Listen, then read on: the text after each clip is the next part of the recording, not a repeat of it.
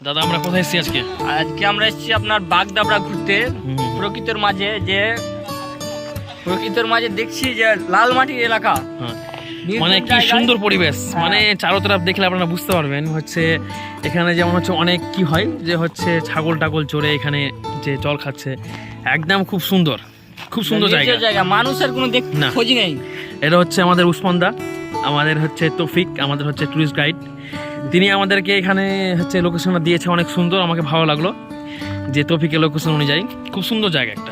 প্রকৃতিটাকে দেখে আমরা এখন হচ্ছে পুরো জায়গা খুঁজে এলাকার মধ্যেই, কিন্তু আসতে হবে বাগদাবড়া জঙ্গলে।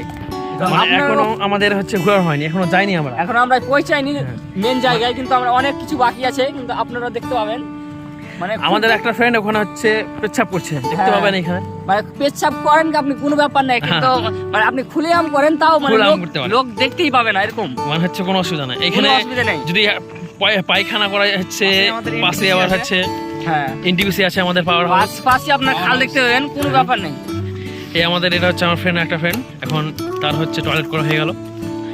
চলেন আপনাদের পরিচয় করে দিচ্ছি। এত সব জায়গায় যাবেন কিন্তু তাল গাছ, তারপরে খেজুর গাছ এগুলো দেখতে পাবেন না, কিন্তু এখানে আসবেন বাগদাবড়া জঙ্গলে খুব ইউনিক, মানে অন্য রকমের গাছ দেখতে পাবেন। এটা হচ্ছে আমাদের আনোয়ার, তিনি মুখ লুকাচ্ছে, আমি বুঝতে পারছি না কেন লুকাচ্ছে, মুখ লুকার কারণ কিছু নেই এখানে। জায়গা